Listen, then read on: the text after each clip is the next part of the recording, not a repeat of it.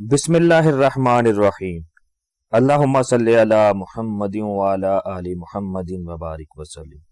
बेहदो बेहिसाब दुरूद व सलाम हजूर आका करीम सल्लल्लाहु अलैहि वसल्लम और उनकी आल पर। अस्सलामु अलैकुम सामईन।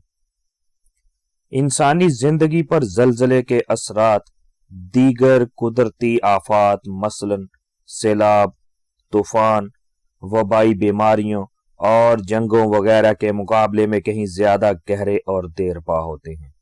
जलजलों की हलाकत खेजी भी जंगों और वबाई अमराज से कहीं ज्यादा है। नफ्सियाती माहिरीन का तज्जिया है कि जलजले से जिंदा बच जाने वाले अफराद पर बरसों शदीद हुज़्न मलाल, पज़मुर्दगी, खौफ और डरावने ख्वाब मुसल्लत रहते हैं।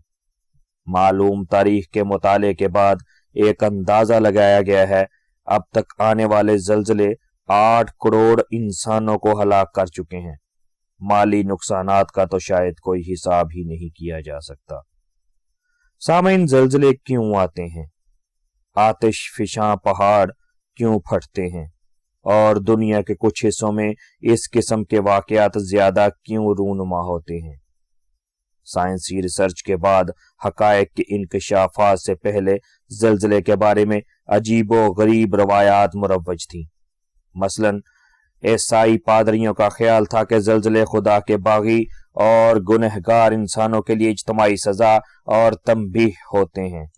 बाज कदीम अक़वाम समझती थीं माफूकुल फितरत कुव्वतों के मालिक देवहैकल दरिंदे जो जमीन के अंदर रहते हैं जलजले पैदा करते हैं। कदीम जापानियों का अकीदा था कि एक तवीलुल कामत छुपकली जमीन को अपनी पुश्त पर उठाए हुए है और उसके हिलने से जलजले आते हैं।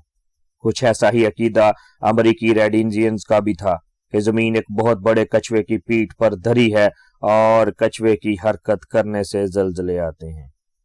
साइबेरिया के कदीम बाशिंदे जलजले की जिम्मेदारी एक कवियुल जुस्सा बर्फानी कुत्ते के सर थोपते हैं, जो उनके बकोल जब अपने बालों से बर्फ झाड़ने के लिए जिस्म को झटके देता है तो जमीन लर्जने लगती है।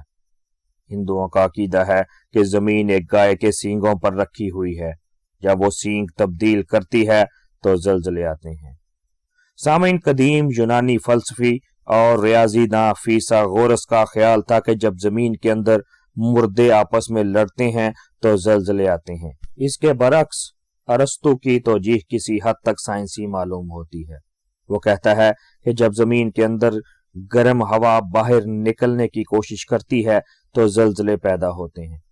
अफलातून का नजरिया भी कुछ इसी किस्म का था कि जेरे जमीन तेज और तुंद हवाएं जलजलों को जन्म देती हैं।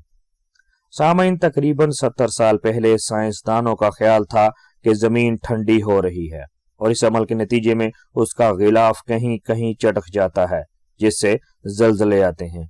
कुछ दूसरे साइंसदानों का कहना था कि जमीन के अंदरूनी हिस्से में आग का जहन्नुम दहक रहा है और इस बेपनाह हिरारत की वजह से जमीन गुब्बारे की तरह फैलती है।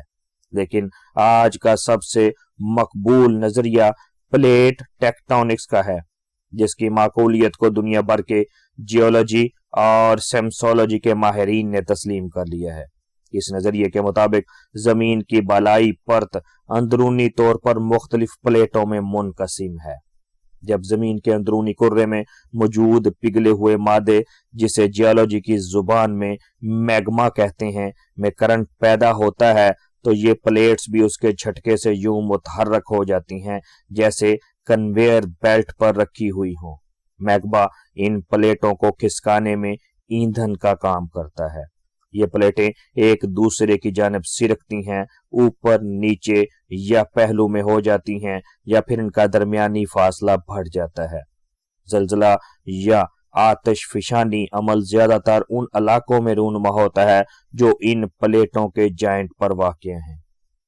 सामईन, अर्जी प्लेटों की हालत में फौरी तब्दीली से सतह में दरारें या फॉल्ट पैदा होते हैं, जिनमें पैदा होने वाले इर्तिआश से जलजला आता है। जेरे जमीन जो मुकाम मैग्मा के दबाव का निशान बनता है उसे महवर यानी फोकस और उसके ऐन ऊपर के मकाम को जहां इस झटके के फौरी असरात पड़ते हैं زلزلے کا مرکز یا ایپی سینٹر کہا جاتا ہے۔ زلزلے کی لہریں پانی میں پتھر گرنے سے پیدا ہونے والی لہروں کی طرح دائرے کی شکل میں چاروں جانب یلغار کرتی ہیں۔ ان سے ہونے والی تباہی کا تعلق جھٹکوں کی ریکٹر سکیل پر شدت، فالٹ یا دراڑوں کی نوعیت، زمین کی ساخت اور تعمیرات کے معیار پر ہوتا ہے۔